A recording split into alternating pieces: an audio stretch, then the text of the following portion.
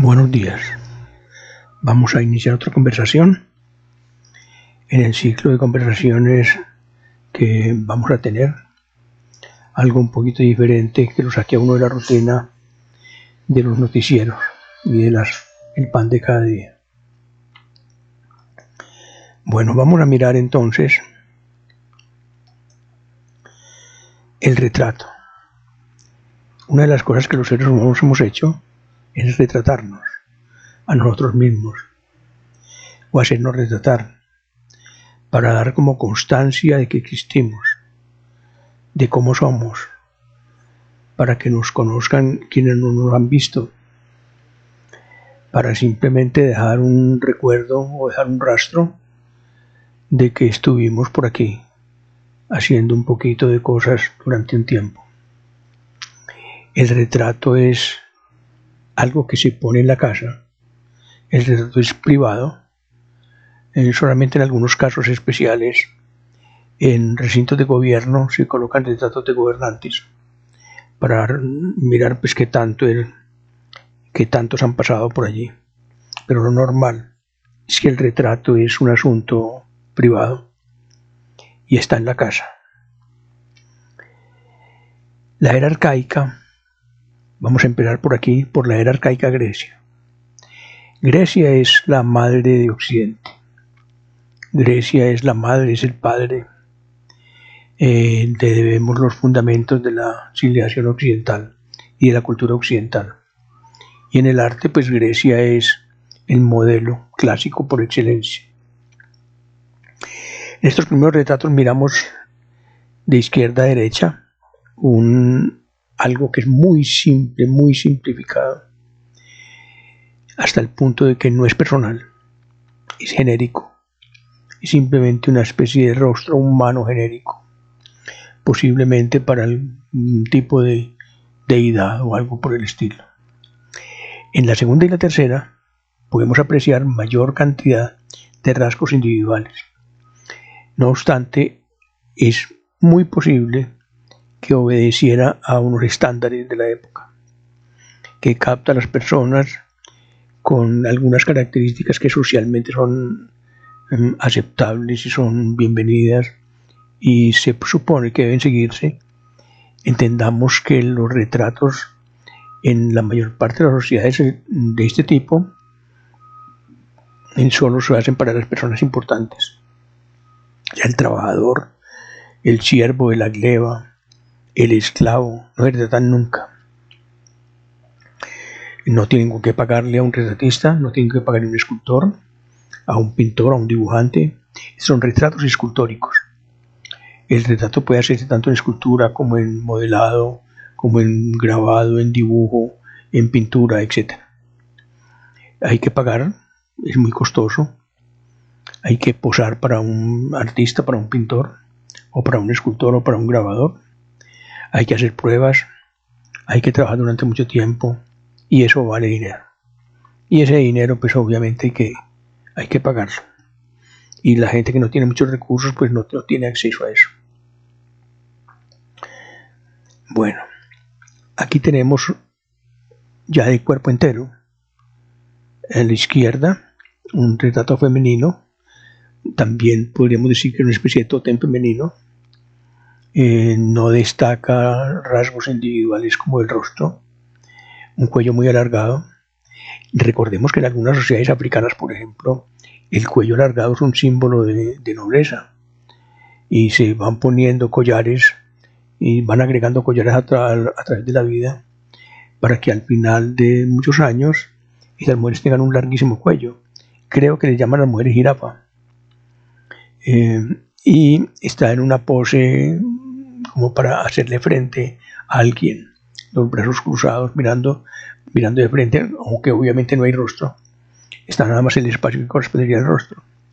Y a la derecha, un poco más de detalle, un poco más de figura corporal, muy rígida, una expresión muy rígida también, llamémoslo así popularmente, en lenguaje común, muy tieso. Posiblemente un Apolo, un Adonis, un personaje de estos, de su mitología. La Grecia clásica, como les digo ahora, es la búsqueda de lo perfecto, la búsqueda de la belleza perfecta. Cuando el Renacimiento encuentra estas esculturas, entonces se encuentra con una respuesta a, es que lo bello requiere unas proporciones determinadas, lo bello requiere unas dimensiones específicas, el rostro requiere una división de espacios para ojos, nariz, boca, orejas, pómulos, mentón, frente, y eso debe estar proporcionado al resto del cuerpo. Y va a crear entonces una proporción perfecta, perfecta, idealizada. El concepto de belleza es un concepto idealizado. Cuando una sociedad decide, yo quiero que esto sea lo bello, y la gente empieza a aceptar que un patrón, un modelo, es el símbolo de belleza por excelencia para esa sociedad. A veces aquí donde estoy hay mucha circulación de camiones, desafortunadamente pasan todos por aquí, pero bueno, le hacemos caso omiso de eso. Aquí el bronce, los materiales básicos para modelar retratos han sido el mármol y el bronce. Más complicado el bronce porque requiere entonces un taller de fundición, requiere hacer un molde previo, todos requieren un amplio y detallado estudio del modelo, de la persona que se va a representar. Y encontramos la característica, todos los que posan por retratos son jóvenes, pareciera que sí. Rara vez encontramos personas de avanzada edad, casi nunca encontramos personas con defectos físicos. A ellos les interesaba representar lo bello, es su visión de lo bello, su visión de lo perfecto, su visión de lo que debería ser, el cuidado del cuerpo, el cuidado de sí mismo. Es muy expresivo, bastante sorprendente, la época clásica es sorpresivo en muchos aspectos. En la búsqueda de la expresión es uno de ellos, pero es una expresión más bien serena, no es muy exagerada como lo vamos a ver ahora porque Grecia tiene también, digamos así, su barroquismo. Después del periodo clásico, aproximadamente hacia los 4/5 de la era cristiana, antes de la era cristiana, después de eso, yo diría que va a haber unos cambios muy grandes. Va a llegar la conquista de los macedonios, de Filipo de Macedonia, después de su hijo Alejandro. La cultura griega se va a dedicar a expandirse por todo lo que llamamos el Medio Oriente, va a ir hasta la India. Sus gobernantes, los herederos de Alejandro, van a convertirse en faraones egipcios y van a dividirse ese vasto imperio entre ellos. Y eso va a ser que esa riqueza, ese andar por el mundo, ese cosmopolitismo, los va a llevar a buscar algo que raya pues con la exageración, como veremos más adelante. A la derecha, un torso femenino, también sumida en sus pensamientos. La escultura entera debió ser muy interesante.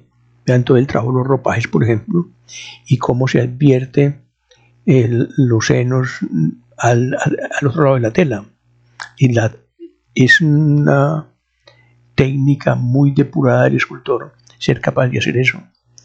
Ver la tela pegada a la piel. Sabemos que hay algo anatómico al otro lado de esa superficie. Ese fue el reto que les plantearon estos escultores clásicos al mundo posterior. Aquí un fenómeno curioso. Todos sabemos pues que Grecia celebraba juegos en honor a sus dioses y esos juegos se los ganaba un individuo. No es como hoy que es múltiples pruebas cada una con un campeón. En esta época había un ganador de los juegos. Ese ganador de los juegos era casi endiosado. Se hacían esculturas en su honor y se colocaban por todo el mundo griego de la época.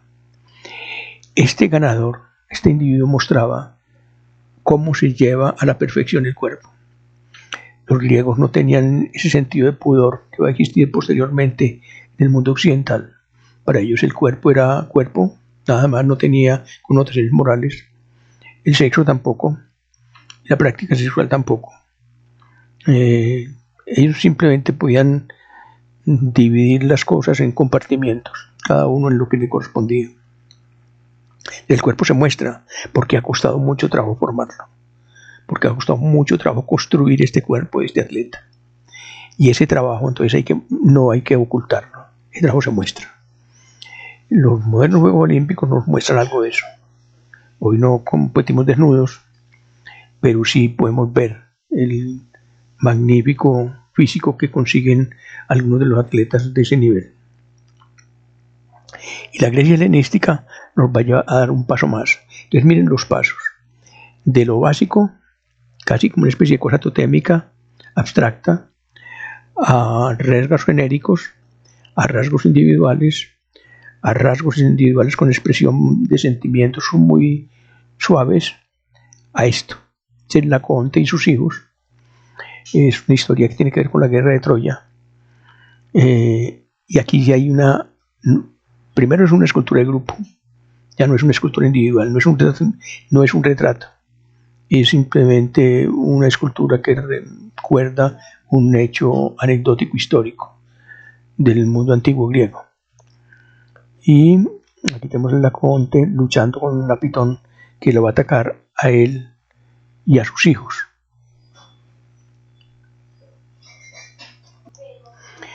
Digamos entonces que en el ámbito de la cultura occidental, o la sociedad occidental, vamos a tener esas mismas fases.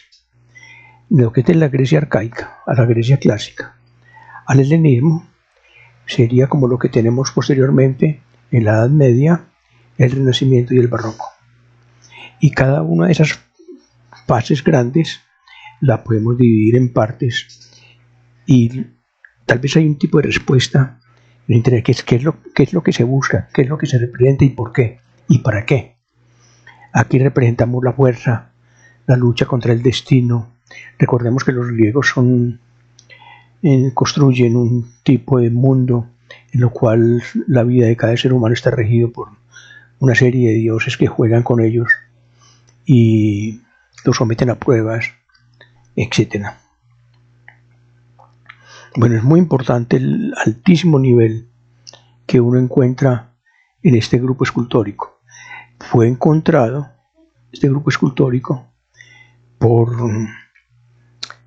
aproximadamente en la época en que Miguel Ángel estaba vivo y estaban vivos muchos de los grandes autores del Renacimiento, del final del Renacimiento, y fue muy impactante.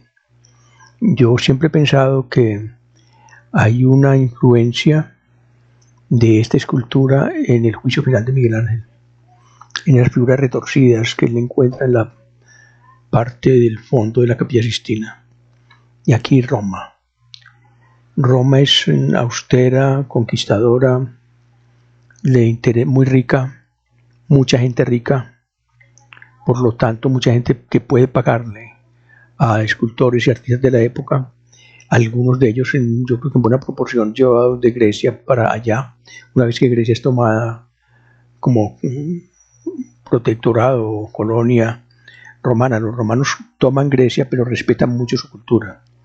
Ellos tenían incluso bibliotecas en latín y en griego, y los preceptores de los hijos de muchos de los grandes personajes romanos fueron preceptores griegos, y los emperadores llegaron a tener también algo así como el equivalente a los ministros actuales, algunos libertos.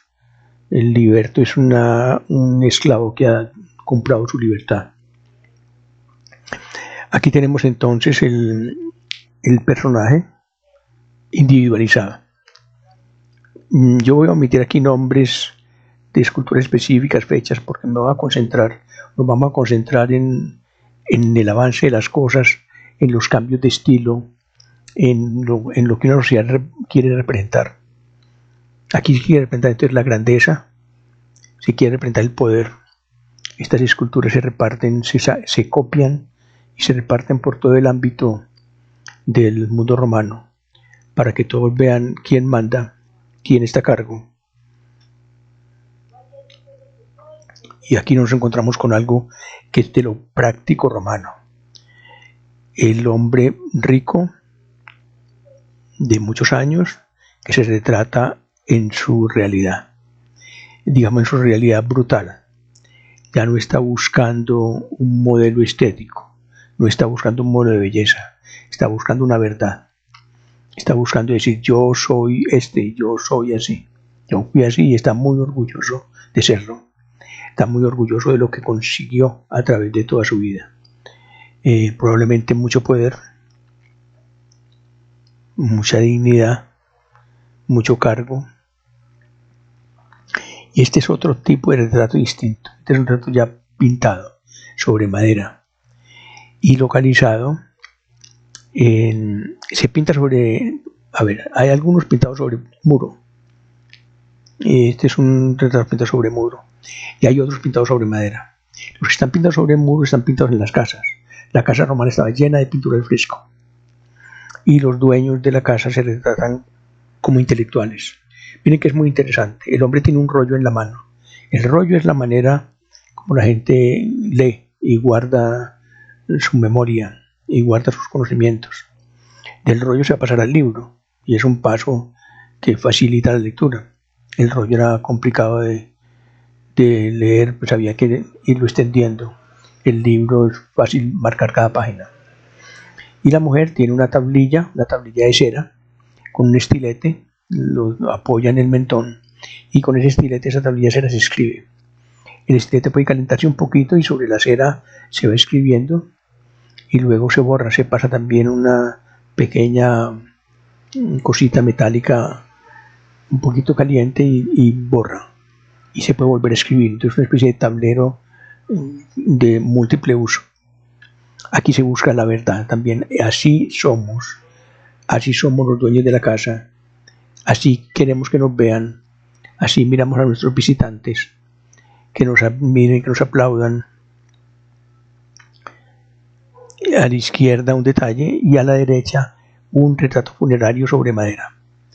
En la parte del féretro en el que se entierran las personas, una costumbre que van a retomar los romanos en algún momento de su desarrollo, y sobre todo en el Medio Oriente y en Egipto, es el enterramiento con féretro, en distinto al modelo romano clásico que es la cremación. Entonces aquí tenemos es el retrato vivo de la persona, para que se recuerde quién está ahí. Es como si nos mirara desde su otro mundo, desde su otra vida o desde su muerte y su desaparición, contándonos quién ocupa ese cajón y quién ocupa esta cosa. Hay un lugar que se llama el Fayún y allí se ha dado la casualidad de encontrar una enorme cantidad de este tipo de pinturas funerarias, llamémoslo así. Ahora, en la Edad Media, así como en la Grecia primitiva, no hay yo, en el sentido de que no hay individualidad en lo retratado. En la Edad Media también se desaparece. Se desaparece la individualidad y va a aparecer entonces lo imaginario, va a aparecer lo burdo. Ya no hay búsqueda estética, en el sentido de estética como búsqueda de belleza.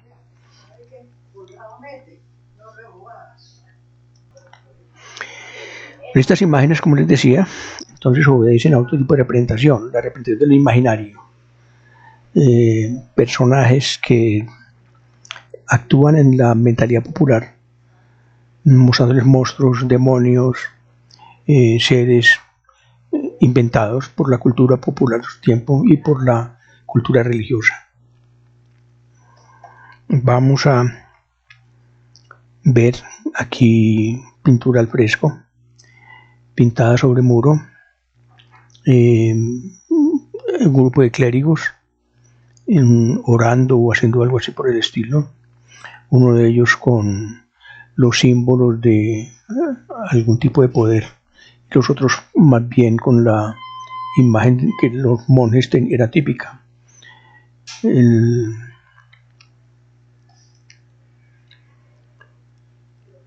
Y van a aparecer los libros de horas. Los libros de horas van a ser una cosa muy interesante, porque los libros de horas los van a encargar los nobles, la gente más rica de la época, van a ser elaborados en los monasterios o por artistas especializados en ese tema. Van a tener una página, digamos así, para cada día del año, en lo cual se va a notar qué se hace en cada época: siembra, recolección, cosecha, cría de ganado, en fin, acontecimientos diversos, distintos. Y aquí es una fuente de información muy amplia sobre las actividades cotidianas, sobre hábitos de vida, sobre herramientas, armas, vestidos, sobre cómo se ve la gente en aquella época. Estos libros de horas, estos incunables, como se les llaman, incluyendo otros libros de oraciones, Biblias, etc. Son pues pruebas absolutamente extraordinarias, visuales, que nos deja este periodo, que aparentemente siempre se habla de la oscuridad, pero yo creo que la oscuridad, en la medida en que los historiadores y los investigadores van profundizando en ella, va mostrándonos una sociedad que es crecientemente rica e interesante de conocer. Dura y difícil, sí, pero interesante de conocer. Y tal vez yo creo que lo de oscura le queda un poquito forzado. Este es un tapiz, el tapiz de Bayeux. Es un tapiz muy famoso, muy grande, es para conmemorar una conquista militar, y es importantísima para los historiadores de la guerra, del tipo de armas, el tipo de combates, el tipo de celebraciones litúrgicas, cómo se dirigen a los reyes, cómo son estos, cómo se visten las personas, cómo son los arreos de los caballos. Podemos decir que es un catálogo de moda y que es un catálogo de costumbres. Entonces es retrato en el sentido de que no es individual, sino un retrato social. Se retrata una sociedad entera, a sí misma, en las cosas que hace cotidianamente. Y es muy útil, es muy interesante en ese sentido. Y aquí la enorme riqueza de las páginas de estos libros, se llaman libros miniados, por un material, un químico que se usaba para la pintura. Vean el detalle de la caligrafía, es muy costoso. Había varios especialistas trabajando en cada libro: el que hace los textos, el que hace los dibujos, el que hace los adornos caligráficos. Todos se van sumando, se demoran meses o años haciendo cada uno de estos ejemplares. Son individuales y sobreviven algunos. Ojalá hubieran sobrevivido más, pero bueno. Muchos de estos se perdieron en guerras, incendios. ¿Recuerdan la película El nombre de la rosa y la novela de Humberto Eco, El nombre de la rosa? Todo gira alrededor de un libro y todo gira alrededor de una biblioteca. Y la biblioteca finalmente se quema y los libros se pierden. Aquí detalles.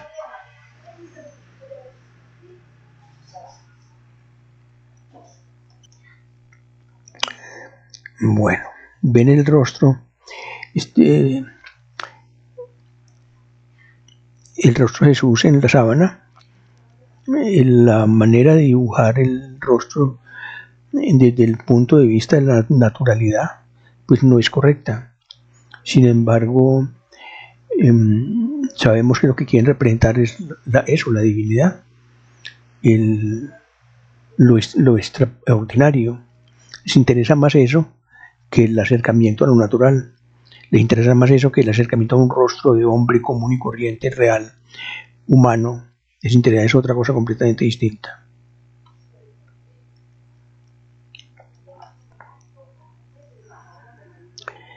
Una cosa que es interesante en esta época es el tamaño de los personajes pintados. El personaje más importante es de mayor tamaño que los menos importantes.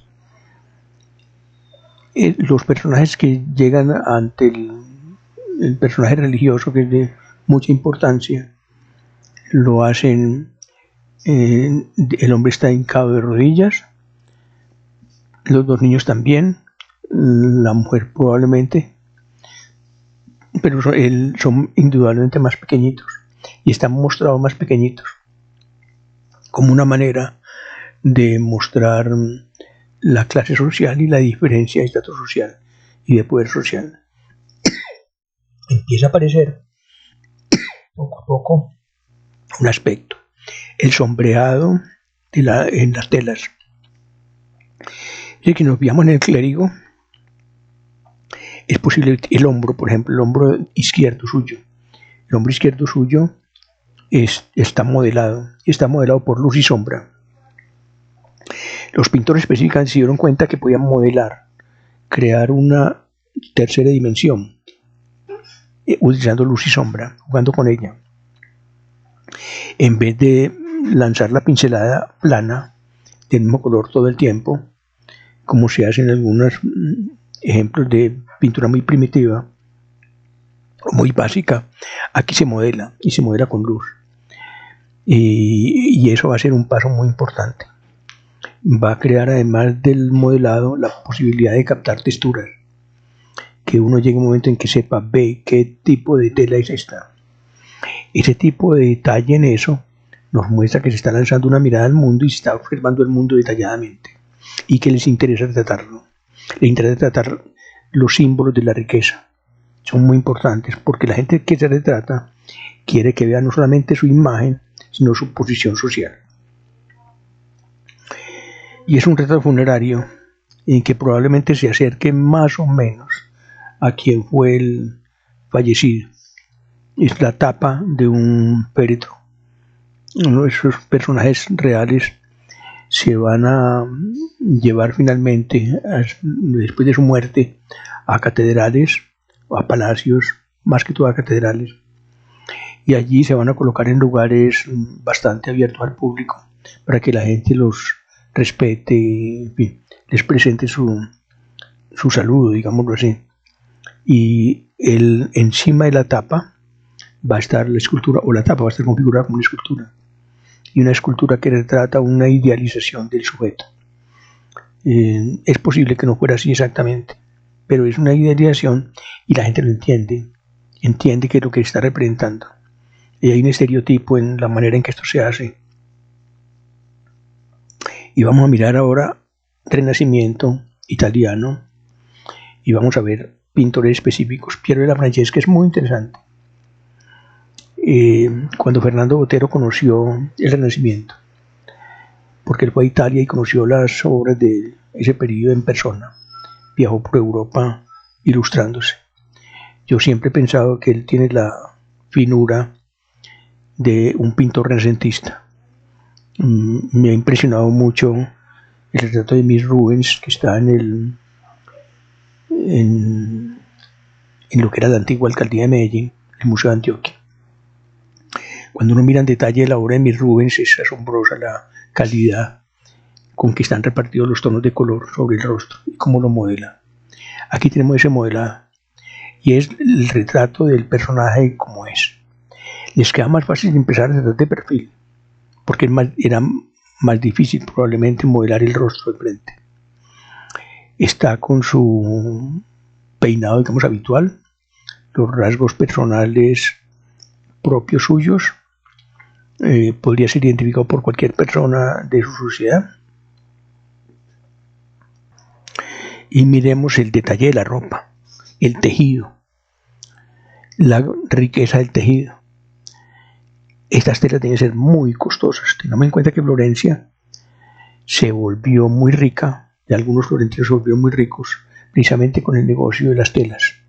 Ellos traían lana de Inglaterra, procesaban la lana, la convertían en tela, tenían sus secretos pues por colores, por tejidos, todo eso, y la vendían luego al resto del mundo. Así consiguieron enormes fortunas, algunos de ellos. Y aquí entonces el individuo empieza a tratarse en su dimensión social. Al fondo nada. Al fondo un fondo neutro, oscuro. Algunos llaman claroscuro, pero el claroscuro realmente aparece en el barroco. Aquí simplemente es para destacar el motivo principal, que es el sujeto retratado.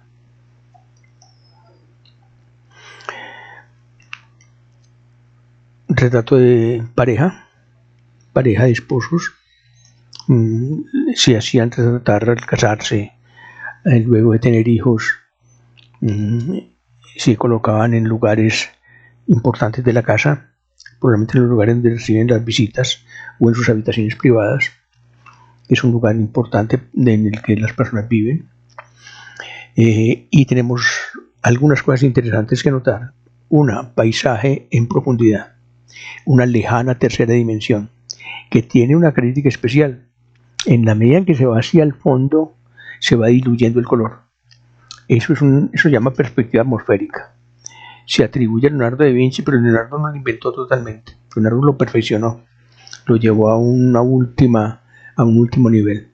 Pero ya la tenemos presente aquí. Esa cadena de montañas que hay al fondo es azul, pero es azul por el efecto de la cantidad de atmósfera que hay interpuesta entre el observador de la obra y la cadena de montañas.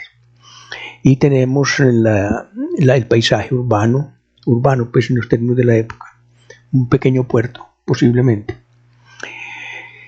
El hombre sobrio, poderoso con seguridad, y la mujer es elegante, rica, anuncia su riqueza a todo timbal, con el adorno de la cabeza, con el tipo de peinado, con las joyas. Cada una de esas perlas, supongo yo que está dibujada con exquisitez.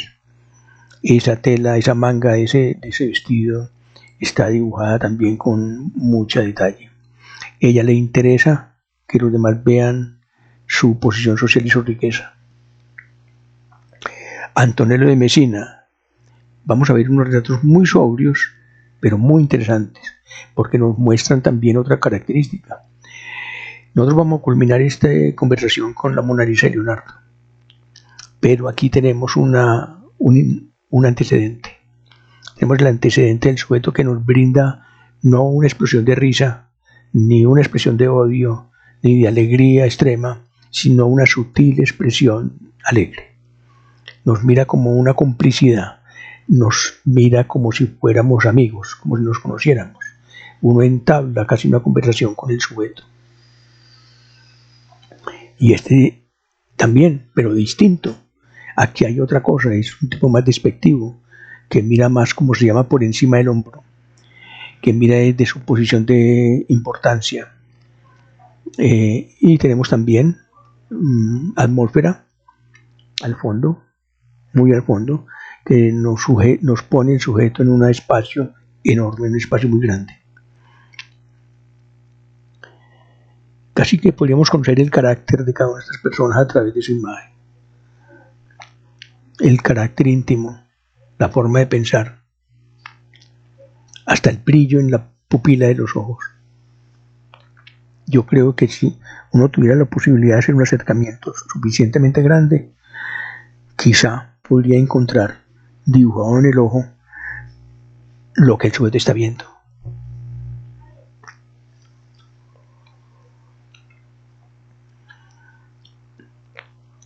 Es que son personajes característicos. Él busca retratar personas que tienen características específicas, o simplemente no es eso, sino que las personas lo usan porque lo retratan y él dice, bueno, yo de usted qué voy a retratar, los rasgos físicos únicamente, voy a retratar la personalidad, voy a retratar el carácter, su manera de sentir y de pensar. Sandro Botticelli es un pintor muy importante, va a vivir hasta buena parte del siglo XV. Y va a ser también un buen retratista. Va a ser muchas veces, él tiene una característica y es el dibujo, o sea, la línea negra que delimita partes del rostro que no existe en la naturaleza, que la inventa. El retrato no totalmente de frente, no totalmente de perfil, como en 3/4, para hacer énfasis en la luz que viene de la ventana que hay a la izquierda. Fíjense que la mitad del rostro derecha de ella está más iluminado que la mitad izquierda del rostro, porque la luz viene de izquierda a derecha. Y esa luz que viene de esa ventana va a ayudar a modelar el vestido, que es muy sutil, es gasa, es como una gasa, una tela transparente, muy exquisitamente pintada. Aquí tenemos entonces que los pintores se han ido convirtiendo en retratistas de la individualidad, en retratistas de la personalidad del retratado. Casi que uno puede decir qué clase de persona es esta, qué piensa, qué hace, cómo funciona su mente, cuál es su carácter. además de sus rasgos físicos. El gesto de la boca, despectivo, la mirada despectiva, la riqueza, alarde de riqueza, cantidades de joyas por todo el adorno del cabello, por todo el adorno del vestido, la especie de camafeo que tienen en el cuello colgado de un collar de varios lazos, muy posiblemente de oro. Ese cabello tan trabajado, ese cabello tan educado, pues una mujer, digamos, trabajadora, que está en los oficios domésticos, que está en la agricultura, no tiene tiempo de cuidar su cabello de esta manera, se envuelve la cabeza en una pañoleta y listo. Aquí tenemos una mujer que tiene una peinadora o un peinador. Alguien, más de una persona con seguridad, han estado involucradas en el arreglo diario de esta persona y lo estará durante toda su vida.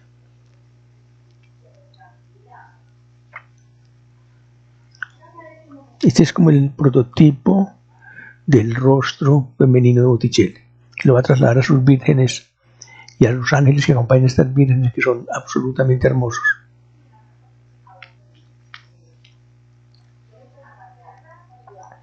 Una mirada muy interrogadora.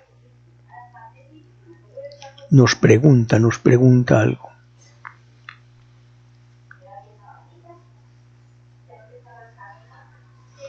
Bueno, y vamos para Holanda.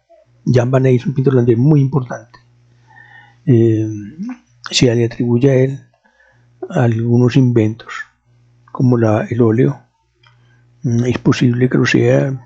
Yo creo que estas atribuciones son sugerencias, posibilidades.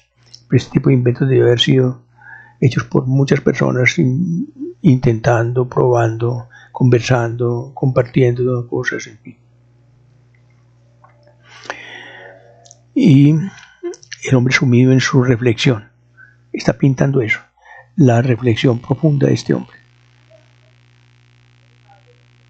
Los años que pesan, el rostro con arrugas, ha tenido una larga vida, sabe que esa larga vida llega a su fin. El hombre rico, es muy interesante el manejo del color, el contraste entre el abrigo oscuro y el turbante rojo y el fondo oscuro, y intermedio el rostro, que es el que brinda toda la luz. O sea, un manejo del color muy exquisito.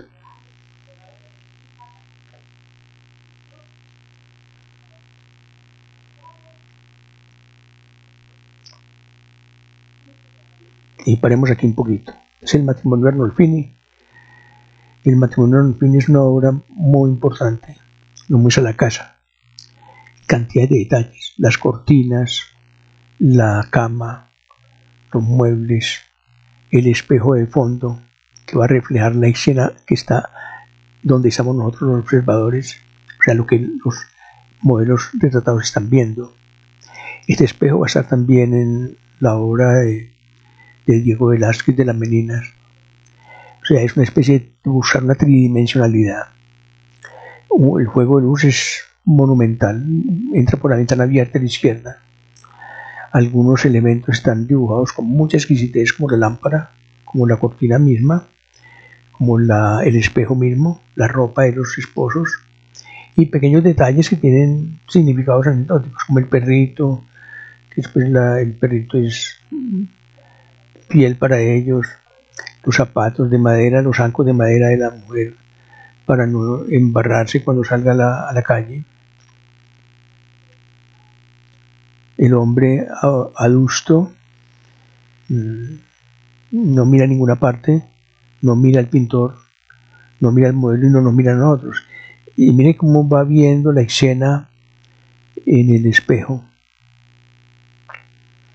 La mujer podría estar en embarazo, o podría ser que la moda de la época privilegiara este tipo de diseño corporal. Se puede lograr mediante lo que se llamaban antes miriñaques, que eran una especie de cuarechas con barbas de ballena, creo, y hacía que las mujeres tuvieran a partir de una cintura muy estrecha, unas faldas amplísimas que se abrían y debían ser absolutamente incómodas de llevar. Aquí tenemos un vestido muy caro, ya el borde de las semimangas que hay, es una piel seguramente costosa.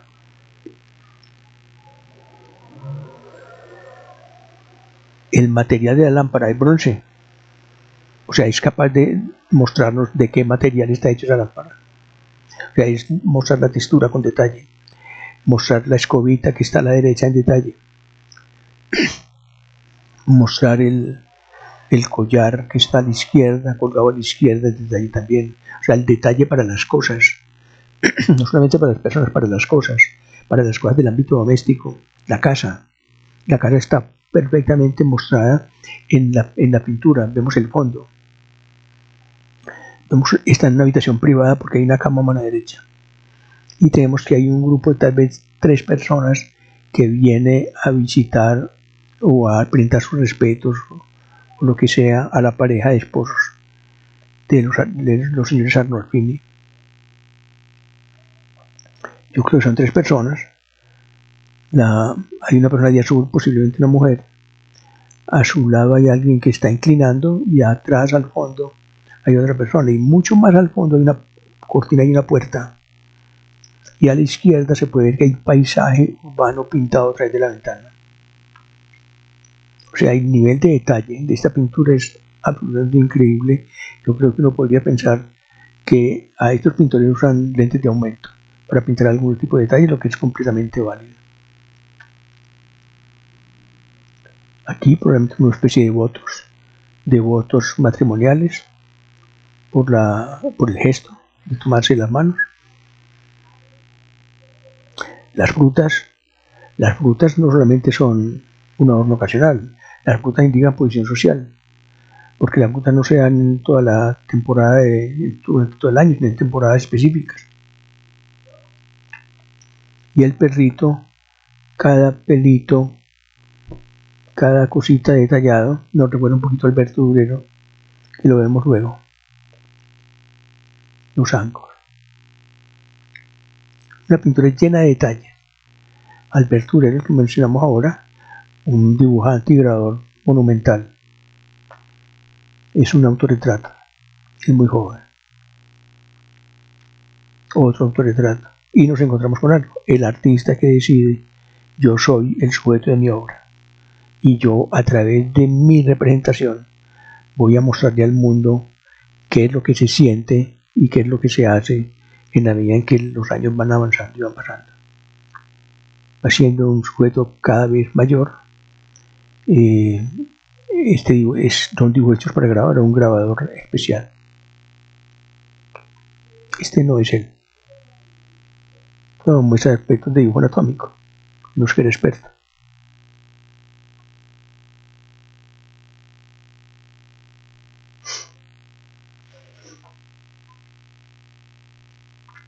Otro autorretrato con paisaje al fondo.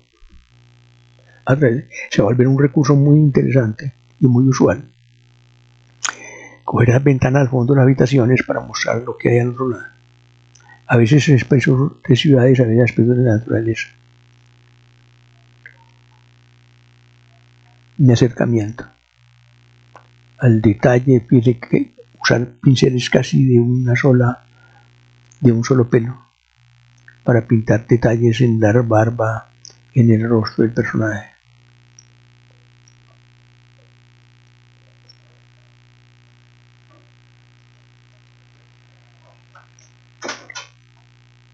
Rafael Sanzio, posiblemente uno de los grandes retratistas de todos los tiempos, de todas las obras.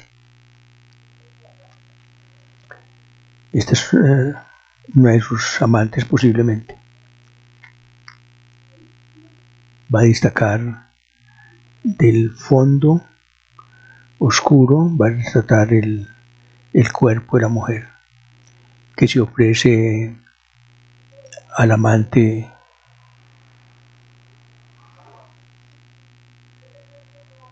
la abundancia de las ropas, de las telas y la mujer, todas estas mujeres que posan para él, a quienes conoce personalmente, tienen una pose tranquila, una mirada tranquila, pero íntima, muy íntima, están compartiendo con él la intimidad del momento. Tenían que posar muchos días, muchas horas, y en esas horas se va estableciendo entonces un tipo de relación. León X Cardenales, uno de ellos es de la familia Medici, que luego sería papa también. El hombre en el poder. El hombre en el poder, leyendo un libro de la época, ayudándose con un objeto, pues un lente de aumento, para ayudarse a leer y a ver, siendo los símbolos de su poder, de su papado, uno de los hombres más poderosos de su tiempo.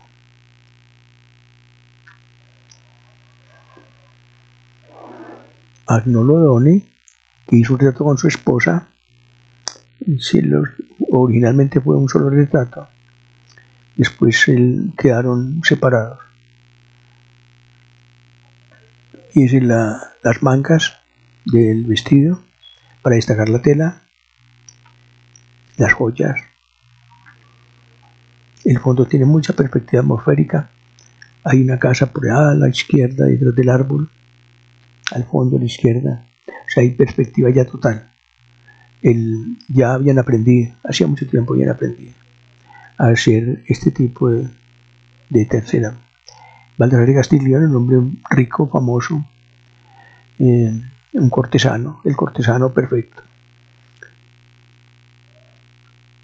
Satisfecho de sí mismo, nos muestra su satisfacción, lleva sus ropas elegantes con toda naturalidad, está en su medio, ¿no?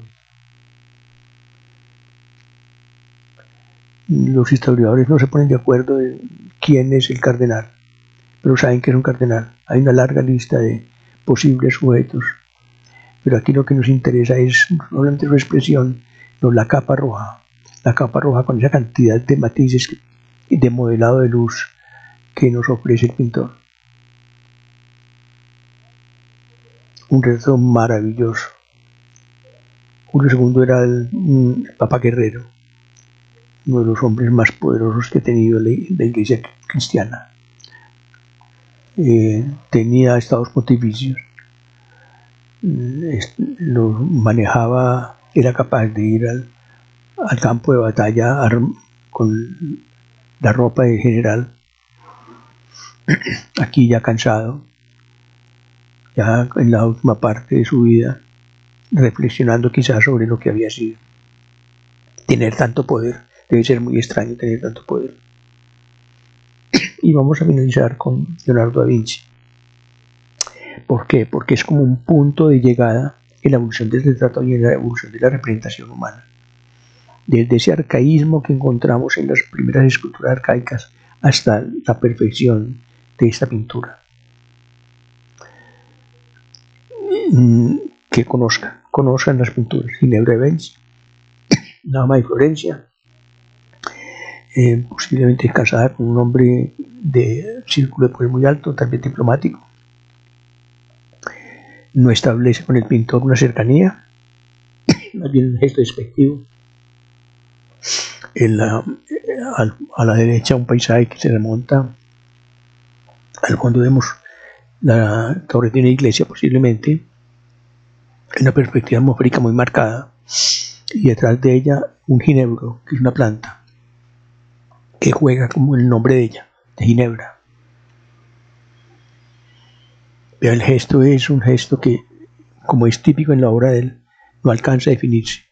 Ella está sobria, ella está triste, está pensativa. El hecho es que no nos admite a su interior. Ella tiene su carácter, ella siente cosas, nosotros sabemos que siente cosas, pero no nos invita a conocerla.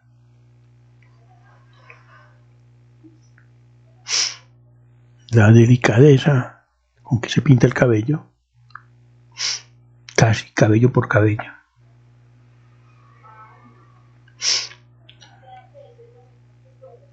Miren los detalles del ojo. El ojo, la pupila del ojo y el iris alrededor del ojo están pintados con detalle. Y miren que no hay línea negra. Hay línea negra separando partes. Hay modelado por luz y por color. O sea, hay múltiples capas de pintura. Esto se logró manejando, obviamente, pues, no como aglutinante para los colorantes, aglutinante de aceite. Le permitía hacer muchas capas. Significa mucha paciencia, significa mucho tiempo de trabajo, y es una de las explicaciones por las cuales él no culminó muchas de sus obras, porque él realmente no es un pintor de profesión. Él cobra por su pintura y lo cobrará mucho y pagará muy bien, pero él básicamente es un ingeniero y tratará de ganar la vida más bien como ingeniero. Siendo un detalle menor, siendo ese paisaje que va a la derecha nuestra, a la izquierda de ella, detrás del hombro izquierdo de ella, sin embargo ese paisaje está pintado aquí hasta el reflejo en el agua, con todo detalle. Y una anécdota es que nos dejó por error no, algo estaba retocando allí, nos dejó su huella digital. Josquin des Prez, su música es muy rica, se consigue mucha música suya en las firmas especializadas. El músico es en claroscuro, para que la luz resalte sobre el fondo oscuro de la pintura, que además sobre el fondo oscuro de la ropa, pero las dos mangas o las dos partes del saco, la prenda que tiene amarillas, va a establecer un contraste y va a enmarcar el rostro como arriba, y hace que la parte de abajo el sombrero rojo comprime y el rostro queda entonces como el punto focal de la mirada, y nos damos cuenta que él está pensando, tiene en su mano un papel, ha recibido una noticia, no lee más y piensa y reflexiona. Esto le ha causado un impacto, sabemos que le causó un impacto, pero no sabemos cuál. El rostro empieza a tensarse, los músculos del rostro empiezan a volverse rígidos, porque él está en un gesto muy oscuro. Estos son el Salvatore Mundi, muy famoso, comprado por un magnate en el mundo árabe en una suma superior a los $400 millones. Su autenticidad ha estado puesta en duda. La calidad de la bola de cristal que el hombre tiene en la izquierda sería una prueba de la habilidad pictórica de Leonardo. El gesto con la mano también. Es una obra muy famosa, no hay mucho acceso a ella, no sabemos si alguna vez la vamos a volver a ver. Puede estar en una bóveda de seguridad en este momento. Y es también, esta jovencita se encontró en un dibujo en un libro, en algún país de Europa Oriental, y se rescató. Es un dibujo muy exquisito, dibujo a lápiz o a tinta. Miren cómo usa 3 o 4 colores para modelar el hombro izquierdo de la modelo. La ama era Arminio, las amantes del gobernante de Milán, que convierte a los amantes en modelos para que el pintor la retrate. Él tenía que sacar tiempo de sus obligaciones militares, era inspeccionar defensas de las ciudades en las que este duque de Milán tenía poder, y saca tiempo para pintar a estas señoras. Aquí lo que pasa con él, la, digamos, relativamente oscura amante de un gobernante de una ciudad europea en el siglo XV y XVI, a convertirse en un personaje esencial en una exposición en la National Gallery, que es uno de los lugares más importantes del mundo para encontrar retratos. Y sobre estas obras era una pintura personal, privada.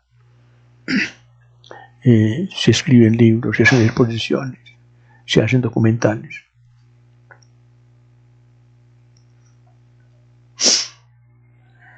Ella acaricia el armiño. El armiño, dicen los expertos, debe ser una representación del duque de Milán. Un hombre agresivo, había llegado al poder mediante abusos. Es un gobernante ilegítimo, pero tiene el poder y el poder legitima, la fuerza legitima, al menos en la práctica. Y ella es capaz de domar la fuerza de la bestia, digamos así, ¿cierto? Con la caricia de su dedo. Y es el diseño de los dedos de la mano derecha. Cómo toca sutilmente al armiño, que es un predador. Y ella serena, tranquila.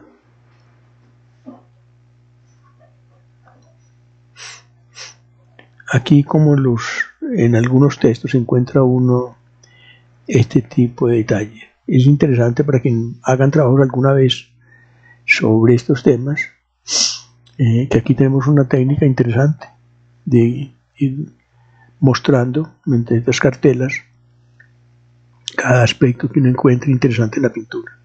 Yo personalmente prefiero separar la pintura por partes y tratarla por partes.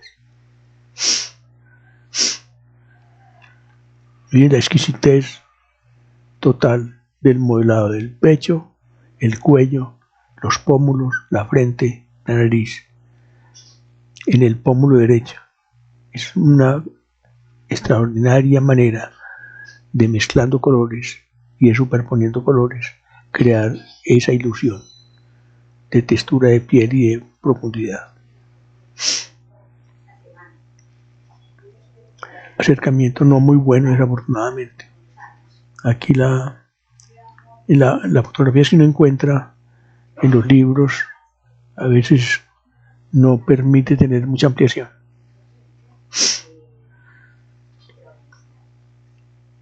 Pasemos a la bella Ferroniere. Está pasando por un balcón al fondo oscuro para que no haya detalles que se interpongan entre el observador y la modelo. Observa hacia nosotros con una mirada muy despectiva. Una mujer poderosa porque es amante del hombre que gobierna, pero sabe de todas maneras que ya tarde o temprano pasa la historia y otra ocupará su lugar en el lecho del duque. Miren cómo cambia el tono en los libros, pasa uno de un tono a otro y es difícil saber cuál es verdadero. El craquelado que hay es porque el curso de los años, la humedad, van rompiendo, van abriendo grietas en la pintura. Esto no se debería tocar. Mi opinión personal es que eso debía quedarlo así, porque cuando los restauradores actúan, a veces ponen demasiado de sí mismos, y a veces la obra es casi que el restaurador.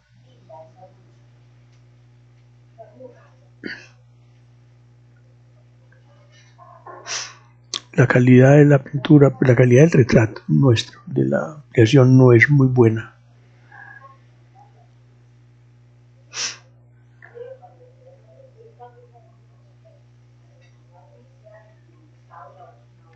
Detalles de la ropa, que son muy importantes, recordemos. Y aquí tiene el nombre de la Mona Lisa. Es la esposa de un comerciante con telas. Aquí cuando el Museo del Louvre le presta la Mona Lisa al gobierno norteamericano durante unos días para ser exhibida. El presidente Kennedy, que está allí en plano izquierdo, diría que esta pintura encarna los ideales de la sociedad occidental. Y es una pregunta muy interesante, ¿por qué? ¿Por qué los encarna? Lo que pasa cuando esas pinturas se vuelven tan importantes es que prácticamente verlas se vuelve imposible. Una romería permanente de personas. Hay un tiempo limitado para mirar desde lejos. Y casi que uno diría que es más fácil y más interesante ver los libros que ven en la vida real. Y este es el epítome máximo del retrato en Occidente. El gesto de ella es intraducible. Guarda un secreto. No nos cuenta cuál es el secreto. Los paisajes del fondo son apocalípticos, secos. Son dos paisajes distintos, pero se complementan. Existen versiones, varias versiones de la Mona Lisa. Se habla incluso de una segunda Mona Lisa que andaría por ahí circulando, pero no hay certeza todavía. Vean ese fondo, esa perspectiva fría que se va logrando. A la derecha ya llegan muchos kilómetros detrás de ella. Y ella tiene puesta encima de la cabeza una especie de chal transparente que nos permite verlo aquí.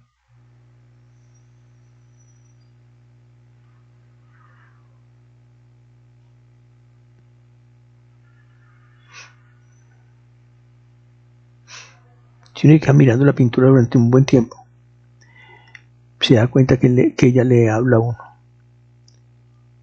y que intenta hablarle. Tal vez no tenemos la suficiente fe para entablar la conversación.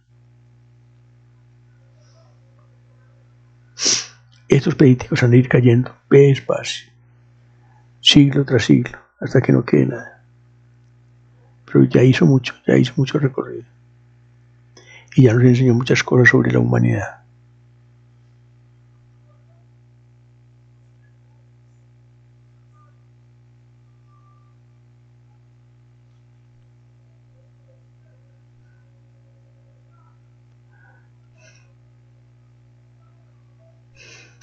Este enigma, el gran enigma de la historia de la pintura. Está riendo, está triste, nos ve a nosotros con un gesto despectivo porque creemos que sabemos algo y no sabemos nada.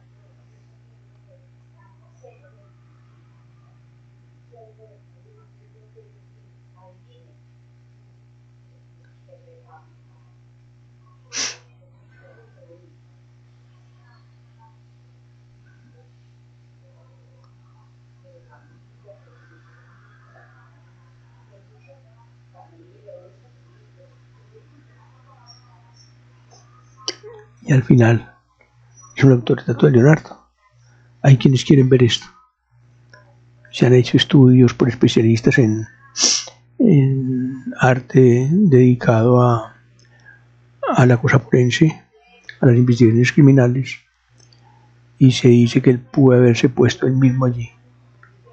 Por eso no entregaría nunca la pintura que le encargó, porque él se quedó con ella toda la vida.